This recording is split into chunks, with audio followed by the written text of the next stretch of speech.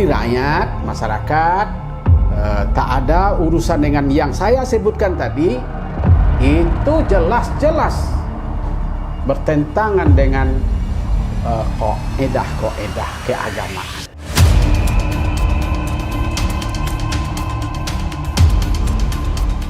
Bismillahirrahmanirrahim. Assalamualaikum warahmatullahi wabarakatuh. Hamdan wa syukranillah, salatan wa salaman ala rasulillah. Asyhadu an la ilaha illallah wa asyhadu anna muhammadar rasulullah. La haula wa la quwata illa billah.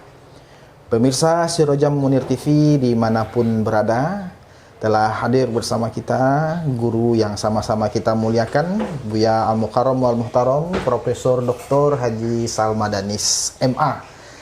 Beliau hari ini sengaja kita hadirkan sebagai kapasitasnya sebagai Ketua Forum Kerukunan Umat Beragama. Ini ada kalimat kunci kerukunan. Ya Bu ya, kerukunan. Lalu akhir-akhir ini, bahkan setiap tahunnya, setiap akhir tahun ini Bu ya, selalu menjadi sebuah polemik besar, khususnya bagi umat Islam yang ada di Indonesia ini. Masalahnya adalah masalah bagaimana mengucapkan selamat Natal dan Tahun Baru ini Bu ya. Lalu bagaimana sesungguhnya nih Bu ya, sikap kita sebagai orang Islam ya, karena polemik ini terus bermunculan, ada yang mengatakan haram, ada yang mengatakan boleh.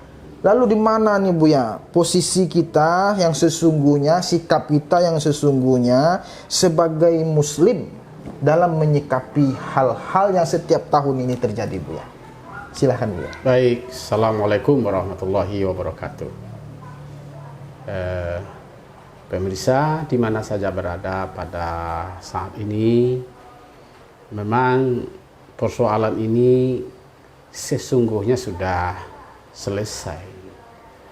Persoalan-persoalan ini sudah dijawab oleh para ulama, oleh para praktisi kerukunan hidup beragama juga, dan tentu sebagai warga negara Republik Indonesia, bahwa 5 agama yang ada di Indonesia dan terakhir adalah Konghucu, Islam, Kristen, Protestan, Katolik, Buddha, Hindu, dan Konghucu, itu adalah agama resmi di negara kita Indonesia. Di dalam kajian-kajian agama, terutama sekali dalam perbandingan agama, bahwa setiap agama itu punya aturan. Setiap agama itu didasari peribadatannya itu kepada keyakinan yang diperpeganginya berdasarkan kitab-kitab suci mereka. Tak kecuali juga orang Islam memperpegangi keyakinan dalam beragama, karena keyakinan itu adalah merupakan hak azazi yang paling tertinggi dalam hak azazi yang ada di dunia ini. Maka oleh karena itu dalam undang-undang juga dijamin kebebasan beragama dan berkeyakinan serta menjalankan agama sesuai dengan keyakinan mereka masing-masing. Islam sebagai agama Ustadz Syekh Fuadi Zeki itu dilihat dari 3 kriteria, atau kriteria itu nanti sekaligus memberi batasan-batasan. Yang pertama, pernah ketika kami menjadi dosen pluralisme dalam agama di Pascasarjana, ada pluralisme itu yang bersifat sosiologis, ada pluralisme itu bersifat teologis, dan ada yang bersifat antropologis. Kenapapun, karena kehidupan manusia tak bisa terlepas dari kehidupan orang-orang yang ada di sekitarnya. Siapapun, dimanapun, sampai hari kiamat pun ini akan tetap ada sepanjang masa, sepanjang waktu. Kalaupun fatwa-fatwa ulama dalam hal ini sesungguhnya sudah jelas sesuai dengan pemahaman ayat Al-Quran, ma'a'budu ma ta'budun wala antum abiduna ma'a'bud lakum dinukum waliyadin. Bagi kamu agama kamu, bagi aku agamaku. Jadi sudah jelas itu batasan-batasannya. Apa itu yang dimaksud dengan pluralisme yang ada kaitannya dengan sosiologis? Karena manusia itu adalah hidup mempunyai strata, mempunyai tingkatan-tingkatan. Tingkatan kehidupan yang paling tinggi itu adalah strata agama itu. Nah, ada dalam agama itu kita memberikan hak-hak yang terkait dengan Tuhan. Ada agama itu terkait hak-hak manusia, sesama manusia. Ada yang terkait dengan hak-hak alam lingkungan. Ketika kita bicara hak dengan manusia, itu adalah manusia adalah makhluk sosial. Makhluk yang saling berintegrasi, berkomunikasi dalam berbagai aspek. Mulai dari aspek kehidupan masyarakat, kehidupan berekonomi, bersosial, dan berpolitik. Ya, ketika itu yang membingkainya itu adalah kajian-kajian sosial. Ada batasnya.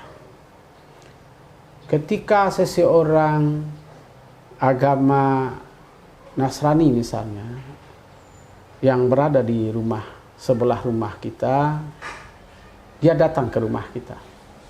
Yang beragama Islam, agama tidaklah disebut seseorang beriman jika dia tidak memuliakan tamu. Kebetulan tamunya itu adalah Nasrani. Diterima atau tidak? Klaimnya adalah tidak beriman. Seseorang yang tidak menghormati tamu. Kebetulan tamunya adalah Nasrani. Apapun alasannya secara sosiologis, secara pluralis yang bersifat sosiologis, dia adalah tamu. Tamu itu harus dihormati. Tamu itu harus dihargai. Sebatas apa penghargaannya? Sebatas kemanusiaannya. Bukan terhadap keyakinannya, bukan terhadap agamanya. Karena lakum dinukum waliyadin, bagi kamu agama kamu, bagi aku agamaku. Nah, ada situ batasnya. Lalu saya menghormatinya dalam berkeyakinan. Sekarang ada yang bersifat pluralisme yang bersifat teologis. Nah, itu adalah terkait dengan Tuhan. Ketika dia datang ke rumah kita itu membawa nama Tuhan atau tidak? Ketika dia membawa nama Tuhan, sudah ada batasnya dalam aturan negara bahwa Anda tidak boleh menyampaikan agama Anda kepada orang yang sudah beragama. Sebaliknya, Anda tidak bisa memaksakan agama Anda kepada orang yang telah beragama yang beda dengan Anda. Ada aturan-aturan negara tentang itu. Oleh karena itu apa? Kita menghormati dia melaksanakan agamanya, dia juga menghormati kita dalam menjalankan agama kita. Maka secara teologis itu batasannya adalah ketuhanan di situ. Secara antropologis, sebagai kehidupan berbangsa dan bernegara, bahkan ada orang satu rumah itu beda agama. Ya, Bu. Kita sebut daerah Sebolga yang saya pahami. Bapaknya Islam, anaknya Kristen. Jadi pada suatu saat dia panggil anaknya, ini kan hari Jumatan, kamu kok belum juga pergi sholat Jumat? Oh ya, terima kasih Papa. Sebaliknya anaknya mengingatkan, Papa, ini kan hari Minggu, kita ke gereja. Kenapa Papa juga belum pergi? Nah, pada satu ketika paguyupan di sana ada paguyupan misalnya Nasaktion, Batubara, Sitorus. Dia berkunjung ke rumahnya, mungkin dalam acara arisan. Di atas rumah itu ada 3 agama, ada Kristen, ada Katolik, ya, ada Islam. Nah, bagaimana sikap sang anak terhadap paguyupan pertemuan tadi? Mereka lego, mereka dia calling down. Ya, dia ikuti agama bapaknya. Dia bilang karena dia bernyanyian haleluya.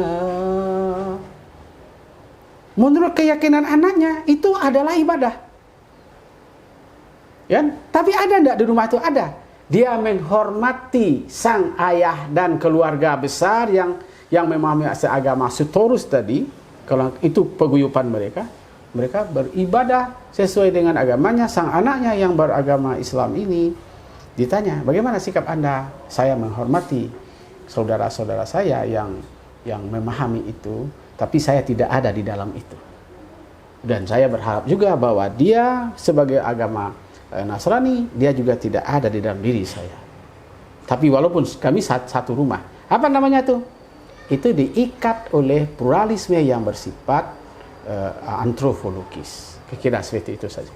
Baik, pemirsa Sirojah Munir TV dimanapun berada, ada 3 pluralisme itu. Ada pluralisme itu dari kacamata sosiologis, ada pluralisme itu dilihat dari kacamata teologis, ada pluralisme itu dilihat dari kacamata antropologis. Ada batas-batasannya. Jadi tadi saya dengar Buya dari kisah-kisah cerita yang Buya umpamakan tadi. Jadi tidak ada kata-kata pengucapan gitu ya. Yang penting dia menghormati saja. Apakah itu sudah masuk batasannya seperti itu Buya? Atau apakah memang harus diucapkan Buya? Karena kan iman itu kan atasdiqu bil qalbi wa iqraru bil lisan Af'alil jawarih. Fa'alul jawarih. Kan berarti kan belum sempurna kalau seandainya kan cuma takrir belisan aja, kan tidak ada tasdik bil qalbi katanya. Ini selalu menjadi polemik di masa bagi orang-orang yang membolehkan. Apakah harus sampai kepada pelafatan gitu Bu ya?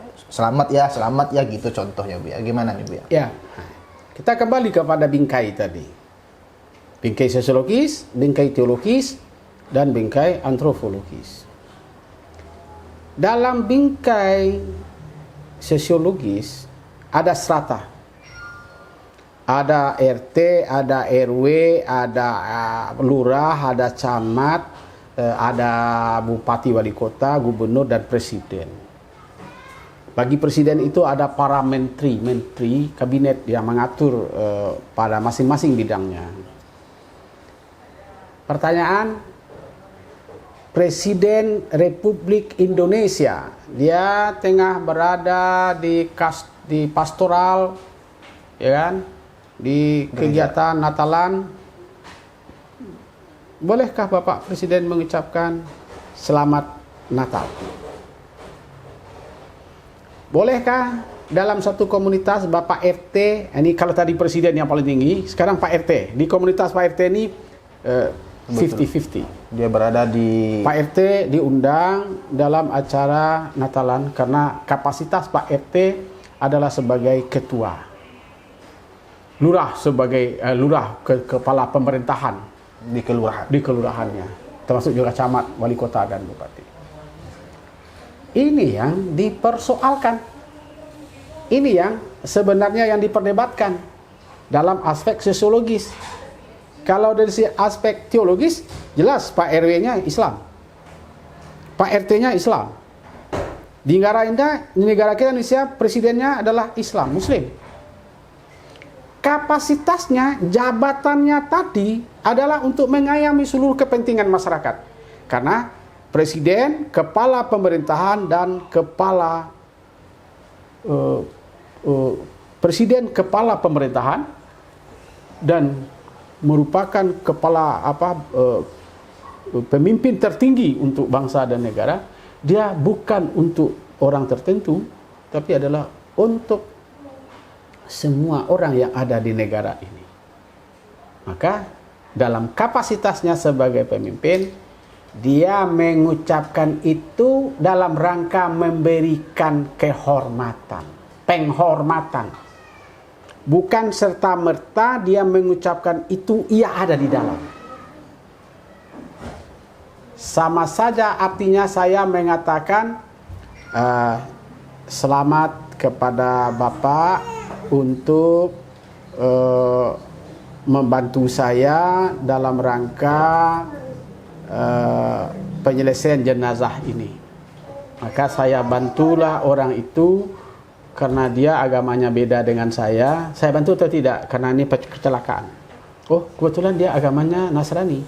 Saya antarkan ke rumah sakit. Apa tugas saya itu sebagai orang yang tahu? Saya bantu, saya tolong, karena itu ada di situ bingkai antropologis kemanusiaan. Jadi yang membuat saya menolongnya, membantunya adalah karena saya sesama manusia dengan dia. Bolehkah situ? Lalu dengan serta-mertakah merubah keyakinan saya? Tidak. Tidak merubah keyakinan saya, tidak merubah keimanan saya. Dan ketika saya mengucapkan itu, ada hak-hak yang diatur dalam berbangsa dan bernegara, khususnya kepada pemimpin.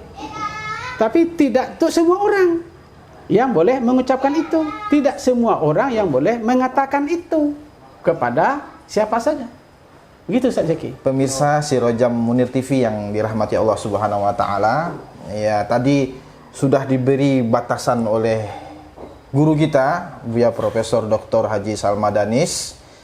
Ada istilahnya, ada seseorang yang diperbolehkan untuk mengucapkan itu, tapi tidak kulun, tidak semuanya boleh mengucapkan itu. Hanya orang-orang tertentu, tentu orang-orang yang diberikan istilahnya yang memimpin masyarakatnya secara antropologis maupun secara sosiologis, tapi tidak masuk dalam ranah teologisnya. Ya, dia hanya masuk dalam ranah sosiologis dan antropologis sebagai penghormatan, Buya. Maka berarti kalau dia sebagai RT, ketua RT, ketua RW, lurah, camat, apabila dia diundang oleh teman kita yang non muslim dalam acaranya, itu adalah dalam rangka penghormatan, bukan dia ada di dalam, bukan ada di dalamnya. Dan itu boleh Buya mengucapkan, apakah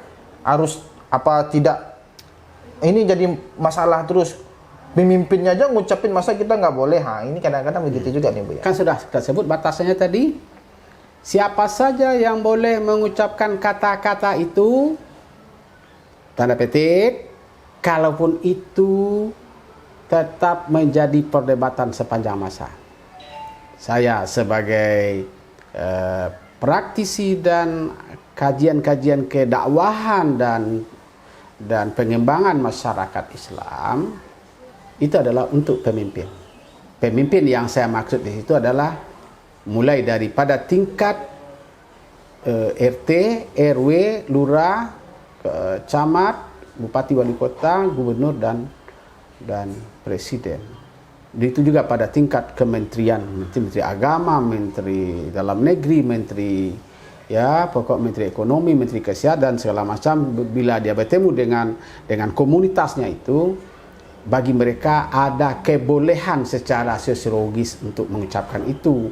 Tapi di luar itu tidak ada.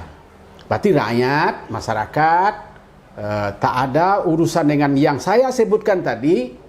Itu jelas-jelas bertentangan dengan koedah keagamaan. Nah, kita hadapi Natal. Kita ucapkanlah, bolehkah Salma Danis dalam kapasitasnya sebagai ketua FKUB mengucapkan selamat Natal kepada temannya yang Nasrani? Jawabnya tidak, karena saya tidak RT, karena saya tidak RW. Kalaupun saya di dalam paguyuban itu ada sebagai ketua atau pengurus forum kerukunan umat beragama. Apa batas saya mengatakan di situ? Saya hanya memberi toleransi, saya memberikan kedamaian, saya bertugas untuk bukan membina, tapi saya merawat. Merawat. Lakum dinukum waliyadin.